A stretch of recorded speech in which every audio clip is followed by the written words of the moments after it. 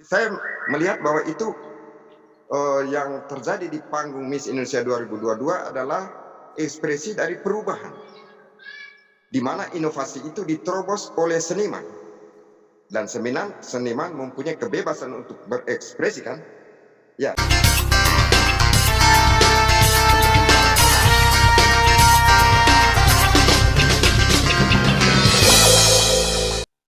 Hari ini kita fokus ngomong tentang kebudayaan. Ya, sekarang ini lagi ada audisi yaitu Putri Indonesia. Ya, Putri Indonesia. Kacamata di meja. Dan kemarin sempat Putri Indonesia, finalis Putri Indonesia asal NTT itu sempat fotonya beredar di NTT, yaitu foto mengenakan pakaian adat Manggarai, yaitu pakaian caci. Ya, di awal-awal penyebaran foto ini masyarakat Manggarai sangat berbangga. Tetapi beberapa hari terakhir ini malah menuai banyak protes, terutama dari kalangan pemerhati budaya Manggarai. Ya, melakukan protes terhadap apa yang dikenakan oleh finalis Putri Indonesia asal NTT, Breldi Angela Lerik. Ya, di sini kita sudah bersama pemerhati budaya Manggarai, Bapak John Kadis. Selamat pagi, Pak John Kadis. Selamat pagi, selamat pagi. Ya. Selamat pagi. Ya, mungkin bisa dijelaskan terkait dengan tulisannya yang kemarin yang seolah menggugat apa yang dilakukan oleh finalis Putri Indonesia asal NTT. Ya, baik. Terima kasih untuk kesempatannya. Pertama saya melihat reaksi masyarakat itu terutama dari Manggarai, ya, mereka kontra terhadap wanita itu yang memerankan tarian caci di panggung Miss Indonesia 2022. Nah, setelah saya mengamati videonya secara detail, tampaknya kritikan itu salah alamat. Ya, karena yang difokuskan di situ adalah seorang wanita membawakan tarian caci beserta pakaian caci, di mana di dalam adat budaya Manggarai tidak bisa seorang wanita membawakan tarian itu karena itu khusus untuk pria. Nah, tetapi setelah saya amati, sebetulnya si Miss Indonesia 2022 utusan NTT itu tidak sedang memerankan lakon tarian caci. Itu dulu. Kedua, dia juga tidak memakai pakaian tarian caci secara komplit. Nah, mungkin yang diamati mereka, para kritikus itu, ya, karena ada narasi dari komentator YouTube-nya atau MC bahwa ini tradisional, pakaian tradisional NTT, kostum NTT tarian caci. Jadi apa yang disampaikan oleh MC itu dan narasi itu connect sebenarnya. Nah, sekarang kita melihat secara detail bahwa yang aksesoris tarian caci itu hanya perisai di kepalanya saja. Yang bahasa Manggarainya namanya panggal. Sedangkan yang selebihnya, lainnya, coba yang di tangan, kalau dia membuka, yang di tangan itu cemeti. Nah, cemeti itu juga bukan ciri khas, dari cemeti dari budaya caci. Itu di mana-mana juga cemeti itu ada. Kemudian kedua, perisai tameng. Ya. Perisai yang dia pegang itu juga bukan merupakan ciri khas dari budaya Manggarai. Di mana-mana di dunia ini juga memakai seperti itu. Jadi kalau kita melihat misalnya di dalam film-film perang zaman Romawi kuno, itu mereka juga memakai perisai begitu. Atau di Cina atau di mana-mana lah memakai itu. Jadi ciri khas itu tidak menjadi ciri khas utama dari adat budaya caci. Yang menjadi ciri khasnya itu adalah dia punya perisai di kepala, dia ada tanduk bercabang 3. Nah, itu ciri khasnya. Jadi kalau mau dikritik, kritik itunya, bukan kritik tariannya. Yang kedua, yang poin yang paling penting, bahwa si model utusan NTT ini dia hanya melakukan catwalk di atas panggung. di atas panggung mode show. Jadi dia melakukan catwalk dengan jalannya, dengan lenggang-lenggoknya, dengan seksinya, dan segala macam. Lalu dia mencambuk. Yang dia cambuk juga itu lantai. Dia tidak mencambuk lawan. Jadi harus kita lihat demikianlah adanya. Sehingga saya menyimpulkan bahwa dia tidak sedang memerankan tarian caci. Bahwa dia memakai perisai di kepala, itu mungkin yang menjadi sasaran kritik. Menurut Tetapi Pak saya John melihat Kadis, menurut Pak John begini. Kadis, siapa yang paling bertanggung jawab atas apa yang muncul di atas panggung itu? Seniman dan panitianya. Yang memiliki ide tentunya paling bertanggung Seniman jawab. dan panitianya. Yang paling Pak bertanggung jawab adalah seniman beserta panitianya. Panitia Miss Indonesia 2022. Ya, apa yang akan Itu. dilakukan oleh Pak John Kadis bersama pemerhati budaya Manggarai lainnya? Kalau saya berpikir ya kita membiarkan terjadi begitu, tidak masalah. Nah, ini alasannya. Kalau kita membaca para pengamat budaya, para ahli budaya, saya kutip itu Ignaz Kleden ya, dia budayawan yang cukup populer dari Flores, dari NTT. Dan bersama dengan para ahli budaya yang lain, mereka sepakat untuk hal ini. Bahwa budaya atau kebudayaan itu selalu berubah dalam aksesorisnya. Jadi konten utama atau substansinya tetap ada, tetapi variasi improvisasinya selalu berkembang sesuai dengan zaman. Sehingga Ignaz Kleden mengatakan, dan beberapa budaya lain, termasuk kemarin saya ada chatting dengan guru besar dari Universitas Flores, yaitu Pak Yohanes Sahandi, dia mengatakan, mengutip kata dari Ignaz Kleden, bahwa budaya atau kebudayaan itu harus dibaca juga sebagai kata kerja.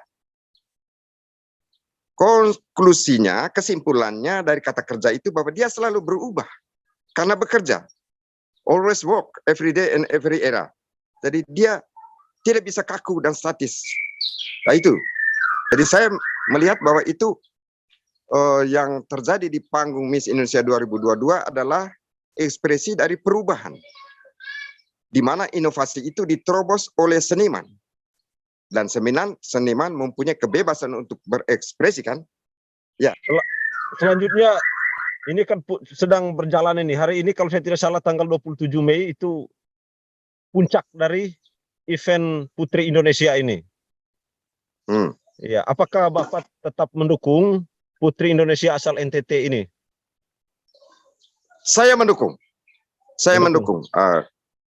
Mendukungnya itu dengan argumentasi tadi bahwa dia dimodelin oleh desainer, diberikan tampilan model oleh panitia atau desainer, di mana salah satu ciri khas di dalamnya itu perisai di kepala, panggal, itu tarian caci, dan itu menarik sekali. Konsekuensi dari memakai itu ya sangat fenomenal dan viral. Karena demikian orang akan bertanya, para wisatawan atau para tamu kita bertanya, ada apa sih tarian caci itu? Dan ini kan salah satu untuk marketing, untuk mempopulerkan, sehingga ya mau tidak mau dari sisi lain pariwisata akan berkembang. Dan saya mendukung. Apakah desainer dan manajemen dari Putri Indonesia asal NTT ini harus melakukan permohonan maaf kepada masyarakat Manggarai? Ya, apa alasannya? Tidak perlu. Ya, karena tadi dijelaskan bahwa tarian caci tidak untuk perempuan.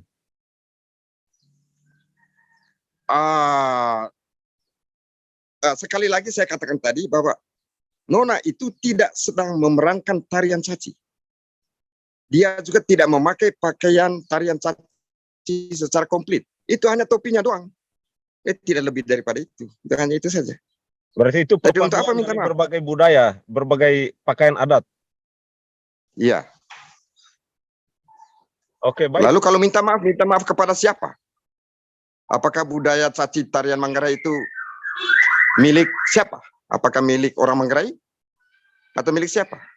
Kepada siapa alamatnya kalau minta maaf? Sementara di sisi lain, kebudayaan Manggarai caci itu punya sifat aspek universal. milik komunal, milik banyak orang. Toh yang komplain itu hanya 1-2 orang yang mungkin alergi. Ya saya kemarin mengatakan itu baper lah ya.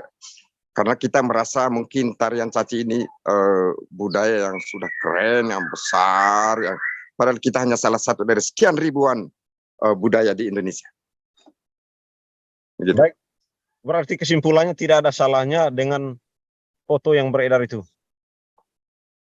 Tidak ada masalah. The show must go on. Jadi tidak ada masalah. Malah saya berbangga sebagai orang NTT ada utusan putri kita yang masuk di dalam ajang itu.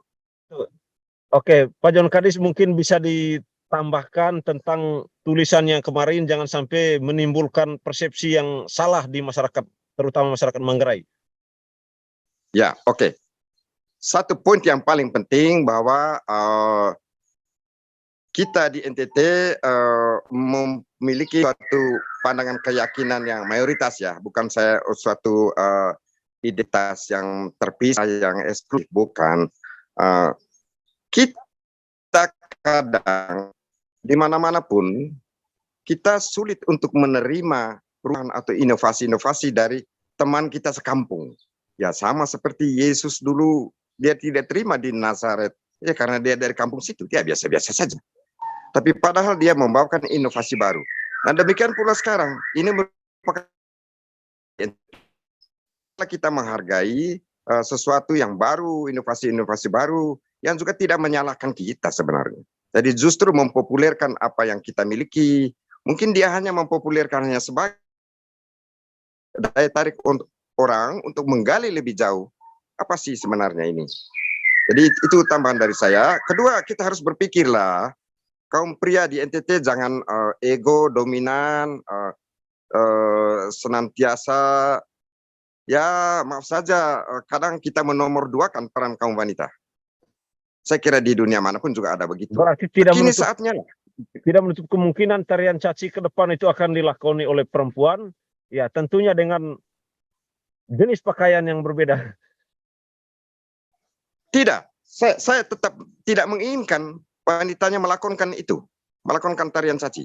Tapi dia bisa memakai aksesoris itu dengan gaya femininnya untuk suatu show atau sesuatu yang mendukung kecantikannya, modelnya, perannya di dalam dunia tampil kewanitaannya. Dia tidak bermain caci, tapi dia boleh memakai pakaian itu kan untuk show. Boleh kan? Ya hanya ini, hanya tidak boleh telanjang dada karena itu tidak boleh. Ya. Itu tidak boleh. Tidak boleh telanjang dada. Dia pakai baju tapi yang lain-lainnya boleh, ya toh? Betul, boleh betul, untuk betul. menari boleh. Ya Bapak. Karena kuncinya di situ tadi, bahwa kebudayaan itu selalu mengalami perubahan. Kadang kita terpaku kepada hal yang statis, justru disitulah kita akan berhenti. Padahal zaman selalu berubah, maka aksesoris-aksesoris lain juga terhadap budaya juga, ya mau tidak mau kita berubah. Dan kita bersyukur ada seniman yang bisa memunculkan itu ke permukaan. Dalam hal ini desainer-desainer, pakaian, model-model, dan lain sebagainya. Itu saja tambahan dari saya. Ya. Terima kasih Pak. Mohon dukungannya untuk Putri Indonesia asal NTT ini mudah-mudahan menjadi Putri Indonesia 2022. Kita sama-sama. Iya, I hope so. I hope so. I really hope so. Sebab dia satu-satunya dari NTT. Terima kasih waktunya Pak John Kadis untuk TV Jalanan Indonesia. Terus ya, semoga Nona Putri kita itu dia tampil lagi di ajang berikutnya atau hari ini mungkin ya. Dengan pakaian yang sama ditambah lagi aksesorisnya. Bila perlu taruh giring-giring yang bunyi-bunyi di kakinya itu. Nah itu juga. Bila perlu. Ya, semua tergantung manajemen di sana. Ya, oke. Terima kasih. Baik, terima kasih Pak.